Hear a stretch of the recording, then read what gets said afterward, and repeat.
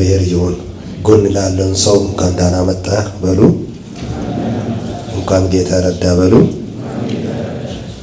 ዛሬ ያው ለጸሎት የሚሆን ነገር ጥቂት ነገር ነው የሚያደርገው። የቆመንበትን የተመለስንበትን ወደ ኋላ መመለስ ስለማንችል ማራገፍ አለበትን ነገር ሁሉ እንደ እግዚአብሔር ሰዎች አራግፈ ነው ታላቁን የእግዚአብሔርን ፊት በክብርና በመለኮት የምናይበት ጊዜ ነው የሚሆነው። ሁለተኛ ዜና ላይ 7 ጀምሮ ያለበትን 7 ላይ ያለው ሐሳብ ቃሉን በክርስቶስ ኢየሱስ አነባለሁ። 7:1 እንዲህ ይላል። ሰሎሞን ጸሎቱን በፈጸመ ጊዜ እሳት ከሰማይ ወርዶ የሚያቃጥል መስዋዕት ሌላ መስዋዕትን በላ። የእግዚአብሔር ክብር ምን ብሎ ነበረ? እስቲ ተናገሩ ከኔ ጋር። ቤት ምን ብሎ ነበር? ቤትም ሞላ። የእግዚአብሔር ክብር የእግዚአብሔር ቤት ሞልቶ ነበርና ካህናቱ ወደ እግዚአብሔር ቤት መግባት ምን አላሉ? እስራኤል ልጆች ሁሉ እሳቱ ሲወርድ የእግዚአብሔር ክብር በቤቱ ላይ ሲሆን ያዩ ነበር። በወለልም ላይ በግንባራቸው ወደ ምድር ተደፍተው ሰገዱ። እርሱም መልካም ነውና ምሕረቱም ለዘላለም ነውና ብሎ እግዚአብሔር ምን አደረጉ? አመሰገኑ። ንጉሡም ሕዝቡም ሁሉ በእግዚአብሔር ፊት ምን ያደርጉ ነበረ? መስዋዕት ያቀርቡ ነበረ። የመስዋዕቱ ብዛት በጣም ብዙ ነው። ሰሎሞን ምንን በጨረሳ ጊዜ ነው ብለው አዋጅ ነበረ ማለት ነው። ከእግዚአብሔር ጋር ንግርት ነበረ ማለት ነው። አንድ የሚታይ ነገር በምድር ላይ፣ አንድ የሚታይ ነገር በመንግስታት ላይ፣ አንድ የሚታይ ነገር በአገር ላይ፣ አንድ የሚታይ ነገር በቤተ መቅደስ ላይ ይሁን የሚል የሰሎሞን ምን ነበረ? ጩኸትም እና ለቅሶም ሐዘንም ነበረ ማለት ነው። እግዚአብሔር ግን ጸሎትን ከመፈጸም ጋር አብሮ በጣም ትልልቅ የሆኑ ነገሮችን፣ በጣም ትልልቅ የሆነ እውነቶችን ይዞ የሚታይ ሊትራሊ የሚታይ አይነት ነገር በሕዝብ ላይ፣ በቤተ መቅደስ ላይ፣ በጉባኤ ላይ፣ በካህናት ላይ፣ በምእመናን ላይ ለሚታይ የሆነ ነገር ሲፈጸም አይቷል። በእግዚአብሔር እንደማላፍር አምናለሁ። ሕዝብ ወደ ኋላ እንደማይመለስ ጽኖት ይሰጣለሁ። ልባችንም በእርግጠኝነት እውነተኛ ንስሐ ላይ እንደሚሆን ከዚህ በኋላ ብዙ አይነት ወጥመድ ውስጥ፣ ብዙ አይነት ጭቃ ውስጥ፣ ብዙ አይነት አመፅ ውስጥ፣ ብዙ አይነት ወንጀል ውስጥ፣ ብዙ አይነት ክፋት ውስጥ እንደማንገባ አምናለሁ። ሰሎሞን ይሄን ድል ሰጥቶ ከጌታ ጋር የመነካካት ፕሮግራም ከጨረሰ በኋላ ቤተ መቅደስ ላይ የማን ክብር ሞልቶ ነበር ነው? የእግዚአብሔር ክብር፣ የእግዚአብሔር መገኘት፣ የእግዚአብሔር ማስፈራራት ሞልቶት ነበረ። እግዚአብሔርን የሚፈራ ሁሉ መቆም እስኪሳናቸው ድረስ፣ ካህናቶች ዝም ብሎ ቤተ መቅደስ ዝም ብሎ መግባት እስኪሳናቸው ድረስ ታላቅ ክብር። የክብሩ መልክ ደግሞ እንዲህ ዝም ብሎ አይደለም። የምን መልክ ነው ያለው? የክብሩ መልክ እሳት የሚል መልክ ነው ያለው። መቼም የእሳት ወለፈን፣ የእሳት ነበልባል፣ የእሳት ፊም እያየ ዝም ብሎ እንደ ጥባት እጄ ከእሳት ጋር ይጫወታለሁ የሚል ይኖራል? አይኖርም። የክብሩ መልኩ ለየት ያለ ነው። የእግዚአብሔር ጉብኝት ያለበት ነው። መቼም አንድ ትልቅ ነገር ልነግር ፈልገው አንድ ነገር ነው። እሳት ባለበት እፍኝት አይኖርም። እሳት ባለበት አይኖርም እፍኝት። እባብ አይኖርም። ሸራሪት አይኖርም። እሳት ባለበት ላይ ሁሉ ይጠራል። እሳቱ ገለባውን የሚያቃጥል ነው። እሳቱ አመፅን የሚያቃጥል ነው። እሳቱ ወንጀልን የሚበላ ነው። እሳቱ ሰዎችን ለእግዚአብሔር ክብር የሚቀድስ ነው። ልዩነትን በኃይል የሚያመጣ መለኮታዊ የእግዚአብሔር እሳት ይወርድ ነበረ። በዚህ አይነት መልክ መስዋዕት ቀርቦ ምን ብሎ ብዙ ነገሮች ሆኖ ሰዎች በጌታ ፊት እውነተኛ ማንነት ይዞ እየቀረበ እስከ 10 ድረስ ያለው ነገር በእንዲህ አይነት ስርዓት ሄዶ ከጨረሰ በኋላ አንድ ነገር ሆነ። እንደገና እግዚአብሔር ለሰሎሞን ምን አለ? ተናገረ። እስኪ ምን አለ? እስኪ እንደገና ተገለጠ በለው። አንዴ ጎን ላለውን ሰው ያዛርጉና እስኪ እንደገና ተገለጠ በለው። አንዴ ድገም። አሁንም ያዛርግ። እንደገና ተገለጠ በለው። አሁንም ሶስተኛም ድገም። እስኪ እንደገና ተገለጠ በለው። አንዴ ሰሎሞን አንድ ነገር አሰብኩኝ ውስጤ ላይ ከጌታ መንፈስ ጋር በዚህ ሰዓት ላይ ያለነው የፈለጋ ነገር እንደፈለጋ ይሁን፣ ሰው ከእግዚአብሔር ጋር ከሆነ ለምን እሳቱ ሰንገበም አምላካችን አብሮ ስለሚቆም ያን አምናለሁ። እግዚአብሔር ለሰሎሞን እንደገና ከተገለጠ በኋላ እግዚአብሔር ራሱ የተናገራቸውን ቃላቶችን ነው በዚህ ቦታ ላይ ሊያወራም ሊናገርም የሚፈልገው። ሰው ከእግዚአብሔር ጋር ከተስማማ መሆን ያለበት ምን ያህልም ነገር ቢሆን እንዴት እንደሚሆን የሚነገሩን ሐሳቦችን እንግዲህ መመለስ በሚለው ሐሳብ ላይ ጥቂት ብናገረው እንዲህ ይላል 11 ቁጥር ላይ ሰሎሞን የእግዚአብሔርን ቤትና የንጉሥን ቤት ጨርሶ በእግዚአብሔር ቤትና በራሱ ቤት ይሰራ ዘንድ በልቡ ያሰበውን ሁሉ ምን አደረገ? አከናወነ። እግዚአብሔርም ለሰሎሞን በሌሊት ተገልጦ እንዲህ አለው። ጸሎት ምን ብያለሁ? በደም ተናገር። ጸሎት ምን ብያለሁ? ይህን ስፍራ ለራሴ ለመስዋዕት ቤት ምን ብያለሁ? መርጬዋለሁ አለ። እግዚአብሔር እንደገና ሲገለጥ ንግግሩን የከፈተው ለሰሎሞን እንደገና ተገልጦ ፊቱን ያሳየው፣ አብሮነቱን ያሳየው፣ ከሱ ጋር መሆኑን ያሳየው የመጀመሪያ ይኸው የጮኮውን የለመንከውን ያለቀስከውን ሕዝብን ይዘህ በፊቴ የተደፋኸውን የተዋረድከውን ጸሎትን ሰምቼዋለሁ። ክላስ ደግሞ አሁን ያለህበትን ይህን መስዋዕት አቅርበህ ያጸደቅበትን ስፍራ ለራስና ለመስዋዕት እንዲሆን ምን ብያለሁ? መርጬአለሁ፣ ምርጫዬ ነው አለ። ክብር ለእግዚአብሔር ይሁን። የመጀመሪያው ላይ ምርጫዬ ነው አለ። ስፍራውን ራሱ መስዋዕት አድርጓል፣ ረጭቷል። አባቶች አልቅሰዋል፣ ካህናቶች አልቅሰዋል፣ ዘማሪያን አልቅሰዋል። ሁሉም ሰው በዚህ አይነት በእግዚአብሔር ፊት ሆኗልና ስፍራውንም ቦታውንም መርጫለሁ አለ። 3 ቁጥር ላይ በጣም 3 እና 4 ላይ የምናገረው ጠንካራ ሐሳብ በማንሳት ዛሬም የምንጮህ ሐሳቦች ይሆናል። እንዲህ ይላል 13 ላይ ዝናብ እንዳይወርድ ሰማያቱን ምን ብል ብዘጋ የሚል ብዘጋ የሚለውን በደንብ ያዙት። ዝናብ ሳይዘንብ ምድሪቷ ምን ልትሆን እንደምትችል ሁሉም ሰው ማሰብ ይችላል። በጣም ቀላል ነው፣ ውጤቱ ከባድ ነው። ሁለተኛ እዚህ ቦታ ላይ ወይም ማለት ምድሪቷን ይበላ ዘንድ ምንን ባዘው? አንበጣውን ባዘው ይላል። ሶስተኛ በሕዝቤ ላይ ምን ብልክ ቸነፈር ምን ቢያደርግ ቢሰደው፣ ሰማይ ቢዘጋ ምድሪቷን አረንጓዴ ነገር የሚባል ነገር አንድ ነገር እንዳይኖር አንበጣውን ብልክ ሕዝቡን የሚወጋው ቸነፈር፣ ሕዝቡን የሚገለውን ቸነፈር፣ የሚበጣጥሰውን ቸነፈር በሰው ልጅ ላይ ብልክ አለ። ሶስቱንም በደንብ አድርጋችሁ ማሰብም ከዚህም በፊት አንዳንድ የጸሎት ርዕስ ሲመረጥ ሁል ጊዜ የሚነገር ቃል ነው። ምክንያቱም በጣም ከባድ ወርዶች ስለሆነ። ሰማይ ተዘግቶ ሰው መኖር ይችላል? አይችልም፣ አይችልም።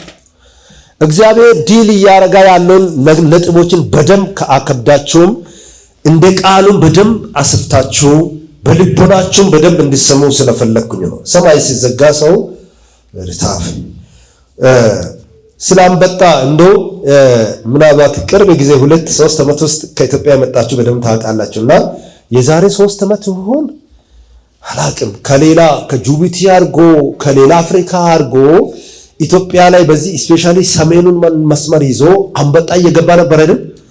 ምንም ነገር ማረግ የኢትዮጵያ መንግስትም ቢሆን የዓለም መንግስታት ተባብሮ ምንጩን ማጥፋት ያልተቻለ በአንድ ምሽት ሚሊየንስ ተፈልፍሎ የሚቀጥለው ያለውን ነገር በአንድ በቆሎ ነው፣ ዛፍ ነው፣ ቅጠል ነው፣ እንሰት ነው፣ ማሽላ ነው፣ ስንዴ ነው፣ ኤፕሪቱን በአንድ አመት የሚያደርግ ዓለም ላይ ይጮ ነበረ። ኢትዮጵያ ላይ በዚህ በጅቡቲ በኩልም በናይሮቢ በኩልም እና በዚህ በቃ እንትን እያለ በድንጋይ ቆጥኖስ የሚፈለፈለው መርዝ ቢረጭ በሄሊኮፕተር ቢወጣ ሰራዊት ቢመደብ ምን ቢባል ምንም ማድረግ ያልተቻለበት የአንበጣ መንጋ ነበረ። በጣም ይጮ ነበረ።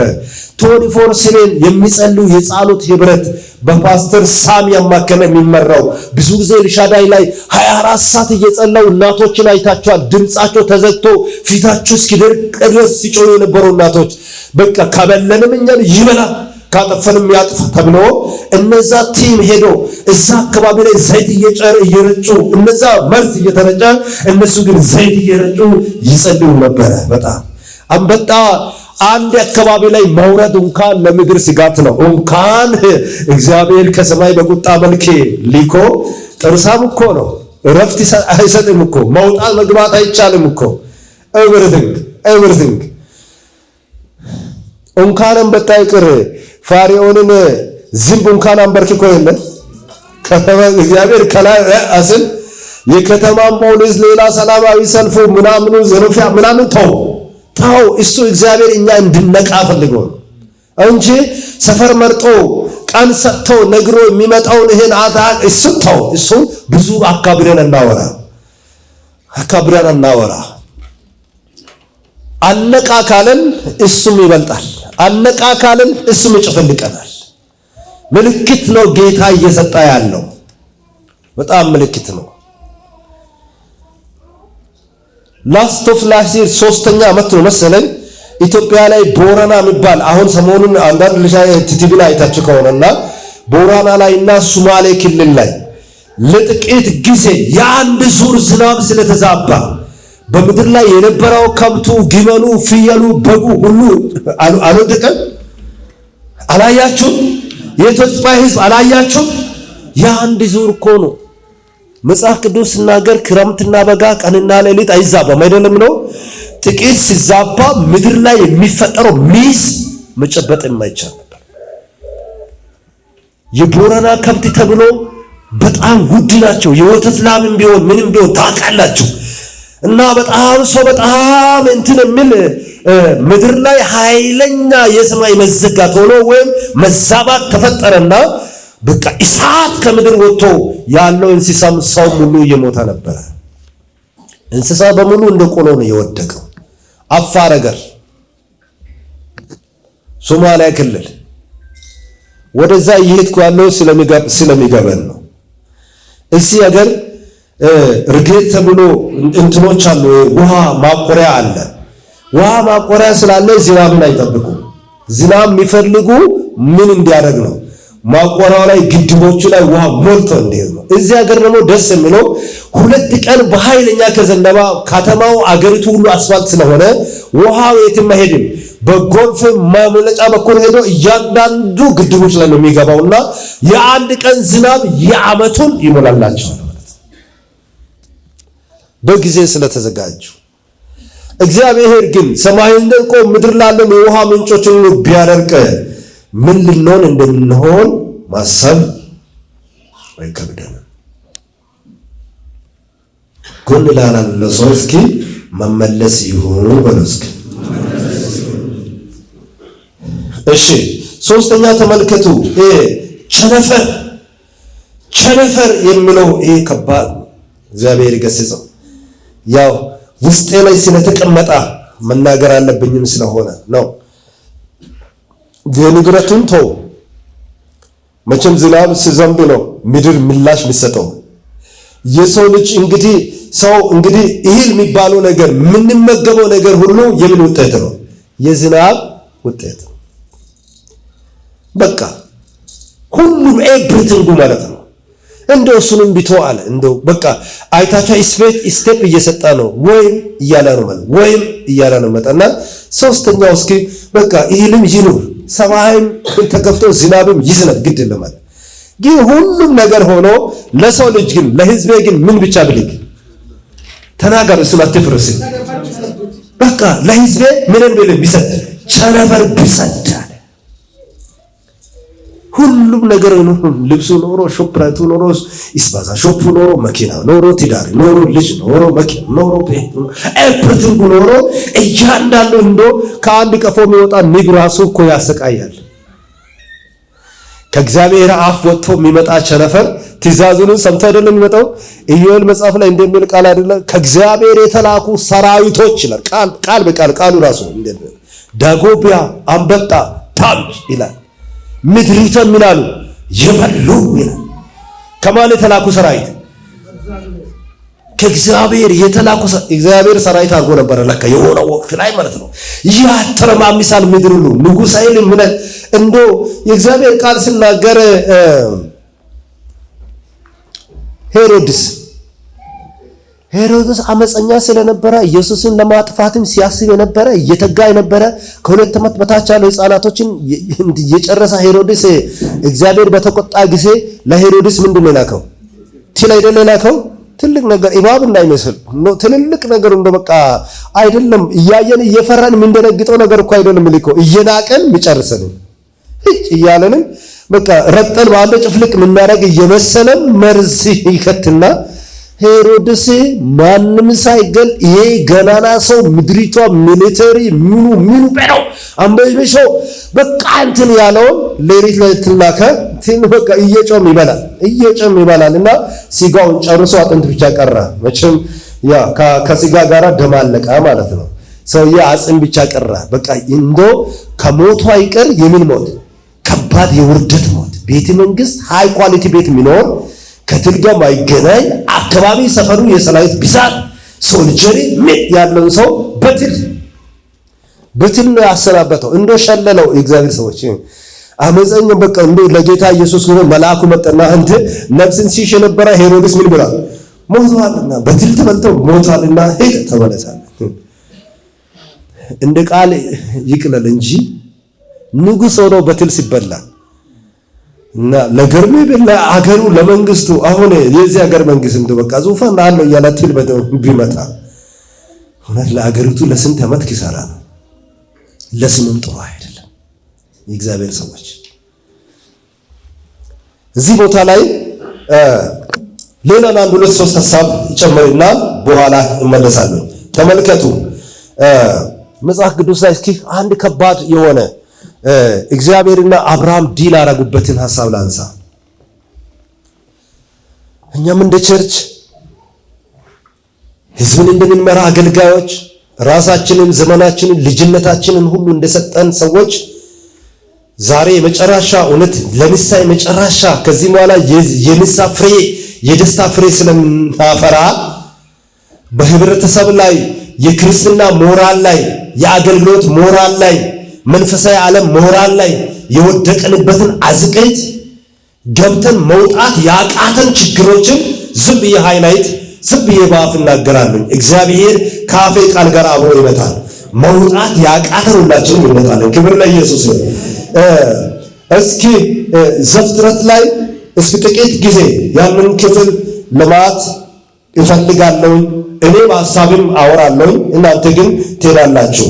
ዘፍጥረት 18ን እስኪ ክፈቱልኝ። አንድ ጥያቄ ነው መነሻ የሚያደርገው። ከላይ ያለውን ከ23 ጀምሬ ያነባለሁ። እኔ ግን ከላይ ያለውን ሐሳብ ላወራላችሁ። እንዴት ነው አብርሃም መጽሐፍ ቅዱስ እንደምናገርም ለረጅም ዘመን ያለ ልጅ ይኖር ነበርና ይላል። እግዚአብሔር አምላክ መላእክቶችን ልኮ የአብርሃምን ቤት የጎበኙ ጊዜ አብርሃም ቤት ላይ መካንነት ስለነበረ እግዚአብሔር አምላክ ቃል ኪዳን የገባበት የመጨረሻው የዛሬ ዓመት ወደ ቤቴ እንመጣለን። ሳራ ምን ትላለች? ወንድ ልጅ ትወልዳለች። ልጁንም ማን ይባላል? ይስሐቅ ይባላል። ብሎ የአብርሃም ቤት የመጡ እንግዶች አብርሃም ቤት ላይ እንጎቾ በልቶ የሥጋ ፍሪዳ በልቶ ወተት ጠጥቶ እግራቸውን አጥቦ እንግድነት ተቀብሎ ሽር ጉድ ብሎ አብርሃም ይሮጥ ነበር። ቃሉ በቃ ይሮጥ ነበር።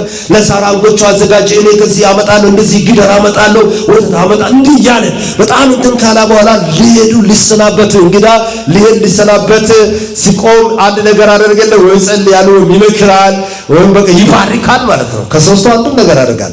እነዚህ ሰዎች ለአብርሃም ቤት ተስፋ ሊነግሩና ቃሉን ሊገቡ ተነሱና ከገቡ በኋላ ከዚህ ስነድ ወደ ሶዶምና ጎሞራ ነው የምንሄደው።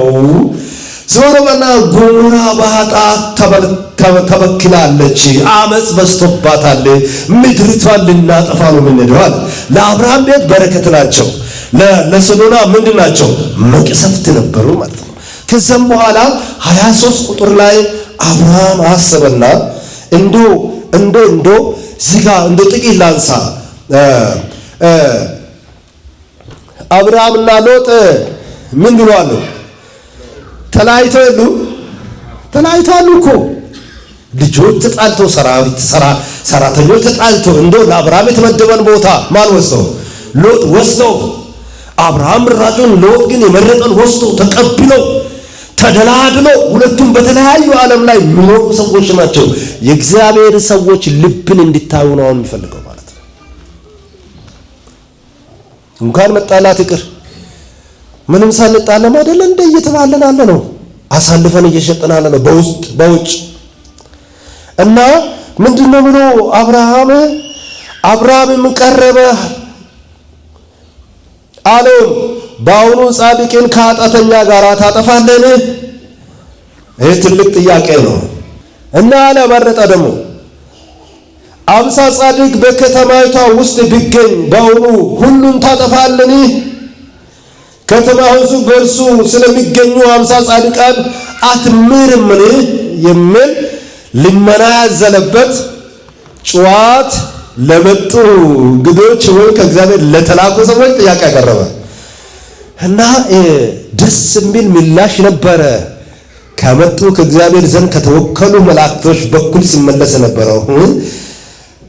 እኛ ጻድቃንን ከኃጢአተኛ ጋር ምን እናደርግ? አናጠፋ። እንዶ ጻድቃን ካሉማ ከተማቷን በእነሱ በጻድቃን ምክንያት ምን እናደርጋለን? እናድናታለን። እስኪ እግዚአብሔር ያድናል በለው አንተ። በደንብ እስኪ እግዚአብሔር ያድናል በለው አንተ። ተመልከቱ አሁን አብርሃም ራሱ ኮንፊደንስ እያጣ የመጣበትን እኔ አሁን በዚህ ህዝብ ላይ በቃ ሁሉ ጻድቃን ነው ወይ ብሎ እግዚአብሔር ራሱ አሁን ከፊት ስላለው ይሄ ሁሉ ጻድቅ ነው ብል እኔም ኮንፊደንስ አጣለሁ። አንድ ሰውን ወደዚህ ቢጠራ ያ የሚመጣው ሰው ኮንፊደንስ ያጣል። ናታለን አብርሃም እሺ አለ። እንደው ኮንፊደንስ አጣና እንዴ አለ 45 ሰው ቢገኝስ አለ። ከእግዚአብሔር ዘንድ መልሱ ያው ነው፣ ይተዋለው ነው። 40 ቢገኝስ አለ። ይተዋለው አለ እግዚአብሔር። 30 ቢገኝስ አለ። ይተዋለው አለ። ይሄ እግዚአብሔር ይተዋለው የሚለው ምናልባት በሎጥ ምድር ላይ የሆነ ችግር አለ ማለት ነው። እንደ እያለ ደግሞ እንደ 20 ሰው ቢገኝስ አለ። ይተዋለው አለ እግዚአብሔር። ለመጨረሻ እንዳትቆጣኝ እንዳታጠፈኝ 10 ጻድቅ ቢኖርስ አለ። እሺ እግዚአብሔር ይተዋል በላንተ 10 ጻድቅ ነው የለም። አልተኒትሩስ አገር እኮ ነው፣ ህዝብ እኮ ነው፣ በደል እኮ ነው። 10 ሰው ግን እሺ የለም በለው። አትፍሩ። ጎን ላለው ሰው እስኪ 10 ሰው እኮ ነው በሶዶምና ገሞራ ላይ የታጣው በሉ እስኪ እንደዚህ። እኛስ ምን እየሆነ ነው በሉ እስኪ። አሁን እንነጋገር። እቺን ፖይንት ከደረስኩኝ ማውራት አለብኝ። የእውነት ልባችን የሚሰበረው ብዙ ነገር አለ።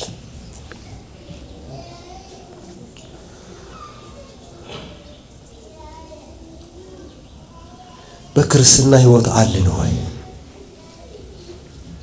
ወንድምን አሳልፈን አልሰጠንም ወይ? ከእግዚአብሔር መቅደስነት ሰውነታችን የዲያብሎስ ማደሪያ እያደረገን አይደለንም ወይ? ንሳ ከሆነ አንዳንድ ሰርጎች ላይ እዚህ እየጮን ጥቂት በቃ 2% ከመቶ 2% ስንናገር ትጮዋላችሁ፣ ትናደዳላችሁ። ከወገብ በታችና ይሄ ግቢ የቢራ ጠርሙስ እየሆነ አይደለም ወይ? መኪና ቡት ትላንትናው እግዚአብሔር አንድ ወንድም የዛሬ 16 አይደለም 16 ዓመት በላይ ነው፣ ስሙን አልጠራም። እንዲህ ነበረ። አንድ ወንድም እዚህ ከተማ ነበረ፣ የኛ ወንድማችን ታላቅ ወንድም ነው። ንግግር ላይ በጣም ራፍ ስለመሄድ ሰው ይጠላል እንጂ እውነት ነበር የሚናገረውና ዛሬ በእግዚአብሔር ፊት ስለሆነ መመለስ ስላለብኝ ለመንገር ነው። እናንተ ይላል ሁሉ ጊዜ እናንተ እኮ አህያ ለመንዳት ለመግዛት እንኳን ብር አልነበራችሁም። ዛሬ ግን መኪና ገዝታችሁ በቃ እንደው ቦስ የሚለው ቦስ ማለት ይላል እንደው የሆነ ትርጉም ይሰጣልና እሱ ወይ መቸኝም ማለት ነው። ቦስ አትበሉ ይል ነበር። ወንጌላዊ ገረም ለሕዝብ አባት ነበረ። በጣም ብዙ መልእክቶችን አስተላልፍ ነበር። ብዙ ዋጋ የከፈለ ሰው ነው። ሰው ግን ያን ጊዜ ጠላ እጅ ተባለ፣ ዳር ለተሰደደ። አሁን ግን ሲያስብ ያኔ እግዚአብሔር የዛሬ 18 ዓመት የዛሬ 19 ዓመት እግዚአብሔር ሲመክር የነበረው ምክር ሰምቶ ቢሆን ኖሮ ዛሬ እንዲህ መረራ ውጠን እንሆናለን? የፓስተር ድምፅ አይከበር፣ የቸርች መሪዎች ድምፅ አይከበር፣ በእድሜ ታላላቅ አባቶች አይከበሩ። ከባህላችን ወጠን እንግዳ ነገሮችን ተማረን። በጣም በቃ እንደው በአንድ ቃል አሁን ህዝቡም አሁን ስማቸውን አልጠራም፣ እግዚአብሔር እየገለበጣ ስለሆነ ህዝቡ ይቅር። አሁን የሀገሪቱ መንግስት በአንድ ድምፅ ከሀገር ይወጡ ብል ሁለተኛ መከራከር እንችላለን። በአንድ ድምፅ ማውጣት ይችላል። እሱ ከዓለም መንግስታት ጋር የሚሄደውን ድርድር ሊያደርግ ይችላል። ሊቀጣ ይችላል። ኦል ኢን ዋን ወርድ በቃ በሀገሬ ላይ ሌላ ይዞ አልፈልግም፣ አንድ ቃል ብቻ በቂ ናት። ያችን አንድ ቃል እንዳያወጣ እግዚአብሔር ነው እየተከራከረን ያለው ማለት ነው። እኛ ግን መርገጫን አጠን፣ በጣም በትዕቢትም ተወጠረን። እብድ ሀብታሞች አሉ እኮ አንተ ሀገር ቤት እብድ 7 ስታር ሆቴል ስንት 20-30 ያሰሩ እብዶች የት እንደምትቀመጡ የት ገብቶ እንደመውጡ ማታገኛቸው። ምናልባት መንግስት ለእርዳታ ከጠራ ቢቅ የሚሉ የቸርች ከወቅስ ከሆነ የቸርች በቃ የሚከተሉትን ሃይማኖታቸውን እንደተከተሉ ራሳቸውን ደብቆ ጌታን የሚኖሩ አሉ እኮ። እግዚአብሔር በአንተ ላይ የጀመረው አጀማመር ከነሱ ለማሳነስ መሰለ እንድትበልጥ እኮ። እኛ ግን ገና በአንዴ ተዘቅዝቀን በቃ አወዳደቃችን ከባድ ነው እንደምን በጣም ተዘቅዝቀን ልንወርድ እኮ ነው። ጫፍ ላይ እኮ ነው ደርሰን ያለ ነው። አንዳንድ ወንድሞችን ልንገራችሁ። አንድ ጊዜ የጆሹዋ ፊት ያለ መኪናን ሰርጉ የኛ ቸርች ነው፣ እዚህ እኛን ቃል ኪዳን እየሰጠን ያለ ነው። በጣም ሞቅ ያሉ ልቦቻቸውን ፊቱ ላይ መቀመጥ ያልቻለን እኛን ካወቁ ሊገለብጡ የሚችሉ 4 መኪና ከፍቶ ቡትን ከፍቶ 2 እና 3 ደርዘን ቢራ ይዞ ደግሞ ጠላ ብሎ ቢሮአችን አጠገብ ላይ ነው የተቀመጠውና ጆሹዋ ተናግሮ ሀቶ ሲመጣ እኔ ውስጤ በቃ እንትን አለኝ። የእግዚአብሔር ቤት ስለሆነ ተቃጥዬ ከዚህ ተናዝቼ ሲሄድ እንደ ፓስተር ፉራ አይመለከትህም፣ እኛ እኮ የኛ የራሳችን ስራ ነው። እግዚአብሔር ይገስጸው። ከዛ እንዴት ነው የማይመለከተው? እውነት እስካሁን መድረክ ላይ ያላወራሁትን ልንገራችሁ። ዛሬ የመጨረሻ ንሳ ስለሆነ ጠፍ ብለንም ተመልሰን ስለምንሄድ ማለት ነው። ከዛ አንተ አንደኛ ይሄ ቸርች ነው፣ መስጊድም በሃይማኖታቸው ልክ ይከበራል። ይኸው ዳኒ አለ እዚህ ውሻ እኛ ሰፈር ያደጋ ውሻ መስጊድ ይባላል። መስጊድ ከገባ አጎታችን ቀንድ አቅልጦ ነው የሚያበሉና የሚገሉት። ዳኛ አሉ እንዴ አለው። ዛሬ ውሻ ሞታ ነው የሚባለው። ውሻ ከገባ ንጃስ ነው የሚባለው መስጊድ። እኔ ቴፕ ይዤ መዝሙር ይወዳሉ እሳቸው። ቴፕ ይዤ ያበበቸ ብኮን የታገዝ የብዙ ሰዎች መዝሙር ይወዳል። በቃ ቴፕ ነው እንጂ ይሰማሉ። በቃና ባትሪ ገልጬ ተብሼ ሲሄድ ጫማህን እዛ ገና ግቢ አጥር በር ላይ ጥጥለ ነው እግር ደግሞ ታጥበ ነው ወደ መስጊድ የምትገባው። አንተ የኔ ወንድም እግዚአብሔር ይታረቀን ከሆነ መልስ ማውጣት አለብን። ከዛ እንዴ አይመለከትም ስል አንደኛ አሁን 10 ደቂቃ ላይ በሴኩሪቲ አስወጣለሁ። ምናልባት ሙሽራ ሚያዝን ከሆነ ለሙሽራ ቀደም ሄጄ እነግራለሁ። የእግዚአብሔርን ቤት እንድታጨማልቅ አልሰጥም። መግደል ካለብህ ምንም ጨዋታ ሳይኖር ይሄው እኔን ግደል ሚታ አልኩኝ። ሚታ ከመታኝ በኋላ የሚመጣው ነው ሳይሆን ሚታ አልኩኝ ማለት ነው። አልመታም ሲል ዞር ብዬ ሲያይ አንደኛው 4 ነው ያሉት። አንደኛው እናትየው ሀገር ቤት ሆሳና ላይ ያለው ከኔ ጋራ ለ9 ዓመት የጻሎት እናት ብድግ ሲል ሲያይ እሱ ነው። እኔም እሱም ተገጣጠመን አይኔ እምባይ ተሞላ ማለት ነው። መሸከም አልቻልኩኝ። በልቶ ነው ብለ መኪናዎችን ዘግተህ አሁን ቶሎ ወደ ውጭ ውጣ፣ ምንም ነገር አላወራም፣ 5 ደቂቃ ሰጥቻለሁ እስከሚመጣ ድረስ ይሄ መኪና ግቢ ላይ እንዳይኖር ምንም አላደርግም አልኩኝ። ላጥ ብሎ መኪናን ይዞ ከውጭ ወጣ። ከውጭ ወጥቶ የሄደበትን ሲያይ የኛ ናታን አገልጋዮች እግዚአብሔር ይባርካችሁ እና ሁሉ ጊዜ ከውጭ ስለሚሆኑ እንግዲህ ለህይወታቸው እንጸልያለን ማለት ነው። ያ ዱርዮች ከውጭ ስለሆኑ እና መቼም በቃ ብዙ እያዩ ከውጭም ስለምትሆኑ ተነጋግራችሁ እባካችሁ ናታን አገልጋዮች ከናታን አገልጋዮች ጋር ግብ ሲፈጥሩ አየን እና ሌላው ወደዛ ወጡ አየን። ይህን ሲያይ እንዲህ ጉባኤ በሙሉ ወደዚህ ይሄዳሉ እንዲህ ይላሉ። ግን አላችሁ እግዚአብሔርን የምትፈሩ ሰዎች አላችሁ። እግዚአብሔርን የማንፈራው እኛም አለን። ጉባኤ ተደበላልቆ የእግዚአብሔር ቤት ተደበላልቆ አመጽ ተደበላልቆ ውሸት ተደበላልቆ ዝሙት ተደበላልቆ ነፍሰ ገዳይነት ተደበላልቆ ሌብነት ተደበላልቆ እውነት የእግዚአብሔርን ቁጣ ከላይ እየመጣ መኖር እንችላለን ወይ? ሲጎንላለ መኖር እንችላለን ወይ? በሉ እስኪ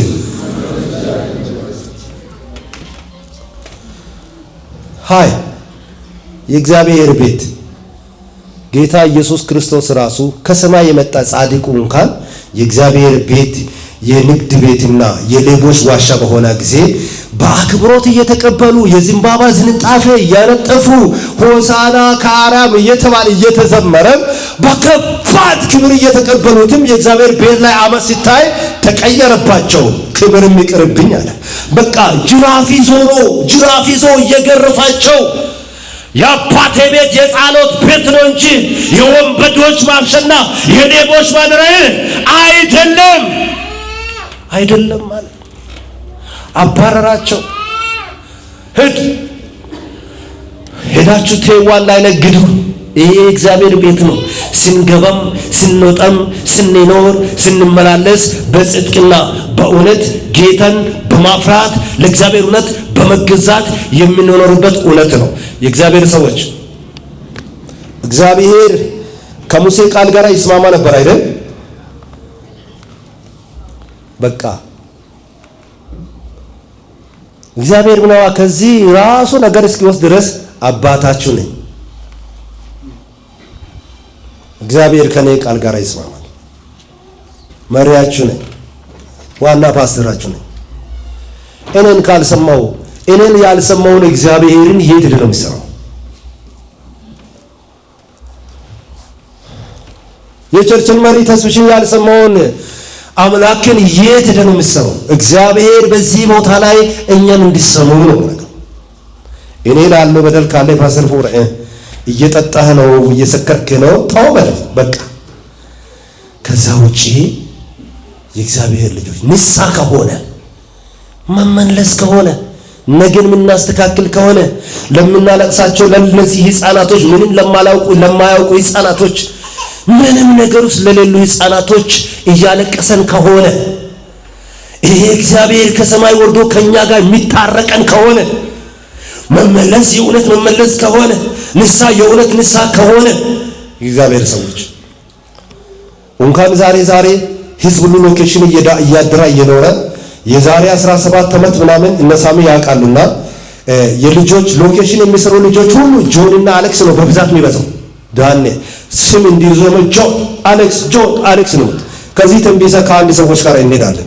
ሄደን አሁን ያ ልጅ ኦሬዲ 12ኛ ተዋጎ ዩኒቨርሲቲ አለ ያለች እና ሰዎች መጡ። ይሄ እኮ የወንድሜ ልጅ ነው አለ ማለት ያን ጊዜ 3 ዓመት ሆኗል። ለሰበብ ደግሞ ጸጉሩ ራሱ የኛ ነው ካርዳዳ አይደለም። ለሰበብ የትኛው ነው የኛ ሲባል ለኔ ያኔ አይገባኝም። ያን ጊዜ ሳሚት አቃለ እንግዲህና የጆን ነው አለ እንዴ የጆን የትኛው ነው ብለን ቢታይ ተስፋዬ ዋጥሞ ይባላል። አረዋከ ሚድል ሁሉ ጆን ነው ዝም ያላል። የእውነት ደንቢሳ አንድ መሪ አለ። እሱ ያን ጊዜ እዛ ኬንተን ፓርክ ላይ ነበር የሚያድረው። በጣም አብረን የምንጸልይ ሰው ነበረ። ባጀት መቂም አለ። እዚህ ከመጣን በኋላ ተመልሰን ሄደን አባቱን ልናውቅ አልቻለንም። ልጅቷ ገና ትንሽ ናት። ለአያት መሰጥታለች። ኢትዮጵያውያንን ትወዳለች። አያትየውም ራሱ ብዙ ከስተመር አለ እና ከዛ ለዛ ልጅ ይሄን ልጅ አስተዋውኩኝ ማለት ሕፃን ገና 3 ዓመት ሕፃን ነው እና እግዚአብሔር አባቱን ሊገልጠው ሊያመጣው ይችላል። ባይሆንም ግን እኛ እንረዳለን አለ። ልጁ እኔ እረዳለሁ አለ። በየጊዜው ይከታተላል። ደንቢሳ ፑሙሎ ላይ ነው። አሁን 2ኛ ዓመት ዩኒቨርሲቲ ተማሪ ነው። እስከዛሬ አባት አልተገኘም። እሱ አባቱን ብዙም አይፈልጉም አይደል? ጂነስ ተማሪ ነው። ኢትዮጵያ ላይ ነው ስራ የሚሰራው ይላል። ትምህርትን ጨርሼ ግራጁዌት አድርጌ ኢትዮጵያ ላይ ነው የሚሰራው። የአባቴ ርዕስ አዲስ አበባ ነው ይላል ማለት ነው። ያ የሎኬሽን ዘመን ነው። አንተ አሁን በስፋዛ ዘመን ስንት ጆን ነው ያለው?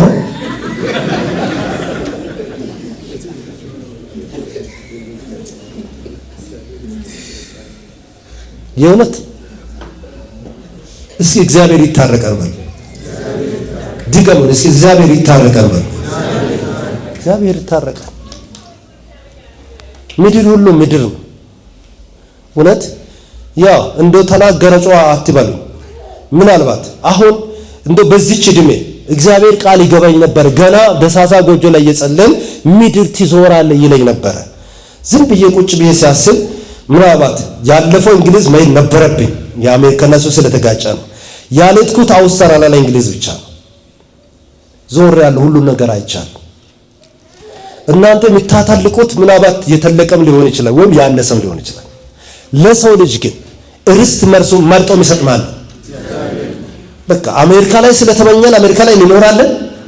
ብዙዎች ሳውዝ አፍሪካን ይመኛል፣ ብዙዎች ካናዳ ይመኛል፣ ብዙዎች አሜሪካን ይመኛል፣ ብዙዎች እንግሊዝ ይመኛል። ሌላ ሀገር ያለው አንተን ይመኛል።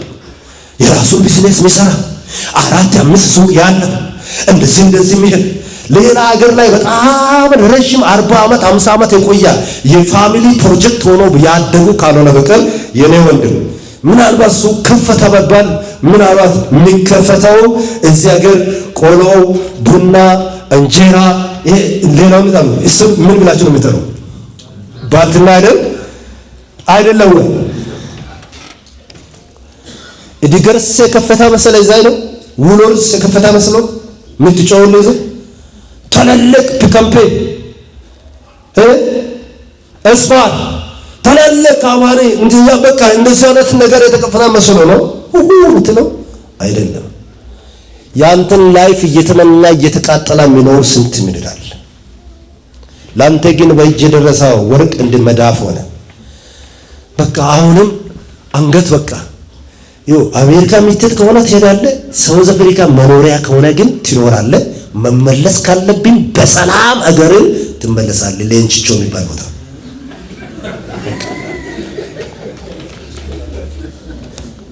ያንተ ድል ፋንታ የሚወስን ማን ነው? እግዚአብሔር። አንድ ነገር ብቻ ልንገር፣ አንድ ቀን ኑር፣ 100 ዓመትም ኑር፣ እግዚአብሔር ድል ሰጥቶ 200 ዓመትም ኑር። ብቻ ግን ከማን ጋር ታርቀ ኖር? ጎን ላለው ስለካርከው በል እስኪ ከእግዚአብሔር ጋር ታረቅ በል። ምድር ሁሉ ምድር ናት በል። ምንም በቃ ምንም ወርቅ የሚቆፈርበት ሀገርም ቢሆን ለወርቅ ራሱ ማናጀር አለ። ሁሉ ጊዜ አንተ ራስ እየቆፈርክ አንተ ግን ፕሮሰስ አለው ማለት ነው። የእግዚአብሔር ሰዎች መመለስ ካለብን እንመለስ። እግዚአብሔር የሚያርድብህ ያንተን ሰውነት የአመጽ መሳሪያ የአመጽ ጦር አታድርግ አይደለም ነው ቃሉ። ሰውነትን የአመጽ ጦር አታርግ፣ የርኩሳን ማደሪያም አታርግ። የሰራዊት ጌታ እግዚአብሔር እዚህ ቦታ ላይ አንድ ሁለት ሐሳብ ጨምርና ወደ ጸሎት እንሄዳለን። አሁን እነዚህ ሁሉ የሚያወራው ሲሪየስ የሆነው ሰማይ ሲሪየስ ከሆነ ህዝብ ሲሪየስ ከሆነ መንግስታቶች ሲሪየስ ከሆነ እኛ ምን መሆን አለብን? ሲሪየስ መሆን አለብን። ተራ መሆን የለብንም። በቃ ራሳችን መጥቶ የሚገሉንም ከሆነ እኮ ንስሐ ገብተን ራሳችን አዘጋጅተን ሰማይ መግባት አለብን እኮ ከነ ወንጀሉ ከነ ኃጢአቱ ሞተን ሰማይም ካተን ሲኦል ከመውረድ ራሳችን አዘጋጅተን እንኳን መሄድ ካለብን ወደ ሰማይም ወደ ጉንም መሆን አለብን። ሬዲ ሆነን ነው መሄድ ያለብን። እግዚአብሔር ሰዎች በጌታ ሊለምናችሁ እንደ አባት ለለምናችሁ እንደ ታናሽ ወንድም ለለምናችሁ ህዝባችን ላይ ችግር አለ። መመለስ አጥቶናል። ንስሐ መግባት አጥቶናል። ዘረኝነት በዝቷል። ሐሜት በዝቷል። ወንጀል በዝቷል። ክፋት በዝቷል። መቆም አቃተን። እንበላለን ሰውን እንደ ስጋ በቃ የእግዚአብሔር ቃል ማጥናት ትተን ሰውን መብላት ላይ ገባን። ቲክቶክ ላይ እየተሰራ ያለው ወንጀል እውነት አገር ቤት ሰው ወተት ተከራይቶ ለመጠጣት አልቻለም። ሰዎች ግን የወተት ጃርካን ከፍቶ በጭንቅላት ላይ ያፈሰሰ እሱን ደግሞ ለግሉ ቢያር ምን አለበት? አንዱን ምስኪን ለማስገደል ቲክቶክ ላይ ወጥቶ ነው የሚያፈሰው። በጁስ ጭንቅላት ያጥባል። ኬሚካል ነው። እንዳልተማረን ገና ታች እንዳለን ገና በውርደት ሌብል ላይ እንዳለን ሌላ መግለጫ ነው የሚሰጠው። ማን ነው በወተት ጭንቅላት የምታጠበው? የእግዚአብሔር ሰዎች ክርስቲያን ቤተ ክርስቲያን እንደ እግዚአብሔር ቃል እውነት ላይ ከቆመች ለብዙዎች መድኃኒት ነው። እኛም ግን ሞራል አጠን፣ አቂም አጠን፣ ዋረደን፣ ለለሆነን አይዛም የሚያደርገው ሁሉ ብርቅ ይመስለናል። ሰውነታቸው ጥሎ የሚሄዱ ብርቅ ይመስለናል። እነሱ በቃ ሽጉጥ የሚታጠቃለ ክርስቲያኑ ሽጉጥ ከተወየ ሰንጤ ቢለዋ እየታጠቁ የሚወጡ ወንድሞች አሉ። መመካይ ይመስላችሁ አንድ ምስኪን መውጋት ትችላለህ እንጂ የተማረ ቢገኝ ለብዙ ሰዎች መዘዝ ታመጣለህ። የብዙ ቅዱሳን ቤት ፍሪጅ ቢፈተሽ ጉድ ነው ያለው። የእግዚአብሔር ሰዎች በህላዊ ነገር ላይ በጣም ተጠመደን። ሰርጎቻችን መሆን አለበት እግዚአብሔርን ለማመስገን ነበረ። ሰርጎቻችን ላይ እየሆነ ያለው እግዚአብሔርን ማሳዘኛ ነው እየሆነ ያለው። ያዘነናል ብዙ ነገሮች ማለት ነው። የእግዚአብሔር ሰዎች እዚህ መጀመሪያ ያነበብኩት ክፍል ላይ እንደሚል ቃል አለ። እስኪ የተመረጡ ወይም የተጠሩ ህዝቤ በሉ አንድ ጊዜ። እስኪ የተመረጥክ ወንድሜ በሉ ጎን ላለው ሰው የተመረሽ እህቴ በሉ ሲያለስ ክብር ለኢየሱስ ይሁን። የተመረጠው ህዝቤ የተመረጠው ልጆች የተመረጡ ሰዎች ብሎ ሶስት ነገር ይናገራል። የመጀመሪያ ሰውነታቸው ምን ቢያደርጉ አዋርዶ ምን ብሉ ቢጸልዩ ለማድረስ አይደለም አድራ ለማድረግ ሳይሆን እውነተኛ ታንጅብል የሆነ ህይወት ያለበት ጌታ የሚከብርበት ከሰማይ ድምጽ ሰሞ የሚልበት ሰለሞን ጸሎትን ጨረሰ። እግዚአብሔር መጥቶ ጸሎቱን የሚያለው ሰምቻለሁ እንዳለ ለዚህ ህዝብ እግዚአብሔር የጸሎት መልስ መመለስ የለበትም። አሁን ደስ የምላችሁ ነገርም ሊነግረው ነው። ሁለተኛ ደግሞ ምንን ቢፈልጉ ፊቴን ምን ብሉ ቢፈልጉ። ሶስተኛው ዛሬ አስፍቼ ያወራሁት ነገር ከምኑ ቢመለሱ ከክፋት፣ ከተንኮል፣ ከውሸት፣ ከአመፅ፣ ከመርዝነት፣ ከሌብነት፣ ከወንጀል፣ ከማደነጋገር ምን ብሉ ቢመለሱ። ያዙ እስኪ ይሄን ቃል ያዙ። እግዚአብሔር በዚህ ቃል ላይ ይሰራል። ያዛል ተመያዝ እጅን ዘርጋ። ሁላችሁም ሲጎን ለጎን ታያዙ። ያዝ እርምዬ ያዝ ሞገን ያዝ። እውነት በዚህ ቃል ኃያላን የሚወለዱበት ነው። እኛን ሊጨርሰን እኮ ነው።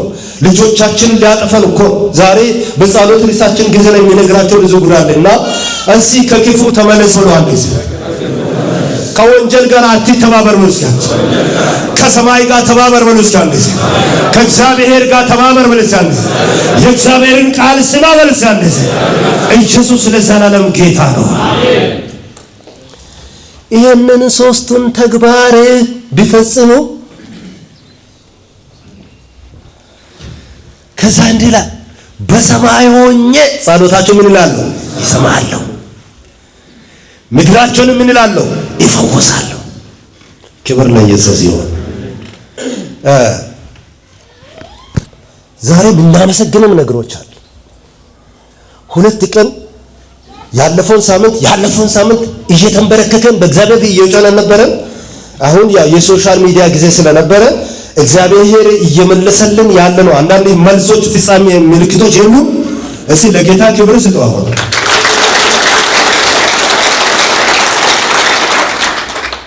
ጌታ እባክህ ሰው ስጠን፣ ቤተ መንግስት የሚገባውን ሰው፣ ፓርላማ የሚገባውን ሰው፣ ስለኛ የሚያወራ ሚኒስትር፣ ስለኛ የሚያወራ ፖለቲከኛ፣ ስለኛ የሚያወራን አንድ ፓስተር፣ አንድ ቢሾፕ፣ ስለዚህ ህዝብ የሚቆመው ጠበቃም ይሆን እባክህ እግዚአብሔር እያለን ዛሬ ሳምንትም እያለቀሰን ነበር። 15ም እያለቀሰን ነበር። በግል ህይወታችሁ እየጸላችሁ ነው። አዳር የሚጸልዩ ወገኖች እዚህ ውስጥ አላችሁ። ጌታ ይባርካችሁ። ብዙዎችን ደርሻለሁ። በእግዚአብሔር ፊት ይሄን ጸሎት ርዕስ ይዛችሁ በብዙ የምትጮሁ በብዙ የምታለቅሱ ሰዎች ነበራችሁ እና እንደው ከሁሉም በላይ ጫቃችሁን ማቃችሁን ጠርጋችሁ በዚህ ቀን ላይ ትወጣላችሁ የተባለው እሱ አልተሰረዘም። ለጌታ ክብር ሰጡን። ታዲያ አመስግኑ። ምን እናደርግ ነበረ? ምን ነው? ችብስ ነው ምንጭ ነው? ብላንኬት ነው ምንጭ ነው? ልጆች ነው ምንጭ ነው? ምን አባታችን ነው ነው? አትሊስት ብዙ ነገር ላይ ብዙ መስመር እግዚአብሔር እየዘረጋለ አትሊስት ግን ቃል የቆረጠውን እግዚአብሔር ቀኑን አፍርሷል። ይሄ ክብር መነሳቱ ለጌታ ክብር የምንሰጥበት ትልቅ ነገር ነው። ይሄ ደግሞ የጸሎት መልስ ነው። ጌታ ይባርካችሁ። በዚህ አጋጣሚ እየጮህ ህብረት እግዚአብሔር ይባርካችሁ። ቤተሰብ የሚሰጠውን ርዕስ የራሳቸውን ርዕስ ይሄን በዚህ ብርድ ላይ እዚህ እያደሩ ይሄው ምንም ባልተዘጋ በዚህ ባልተዘጋ ላይ እያደሩ የህዝብን ሸክም የህዝብን እንባይ የእናንተ ለቅሶ የእናንተ ሐዘን እየተሸከሙ እያደሩ በጌታ ፊት እየጮሃሉ የጸልያን ህብረት አለ እዚህ ቸርች። ሰይፍን እየተከላከሉ መቅሰፍትን እየተከላከሉ ውርደትን እየተከላከሉ አይሆንም አንቀበልም የኛ አይደለም አይገባም እያሉ ቢንበድሉ እንኳን ይቅር በል እያሉ በእግዚአብሔር ፊት እየጮሃሉ የብሳን ጨዋታ ህብረት አለ። እግዚአብሔር በብዙ በኩል ባለፈው ከኢትዮጵያ የተላኩ ልኡካን ቡድኖች አሉ እና ያው ብዙ ነገር ልትናገሩ አትችሉ።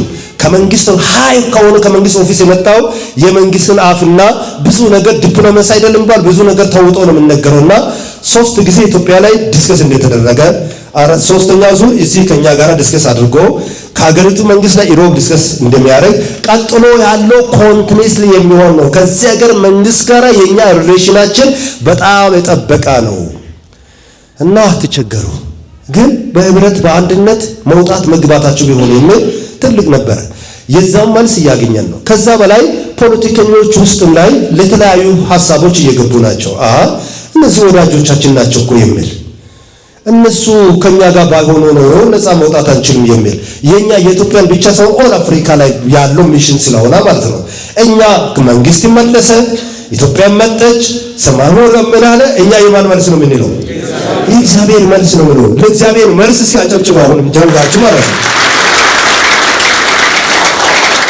ክብር ለኢየሱስ ይሁን።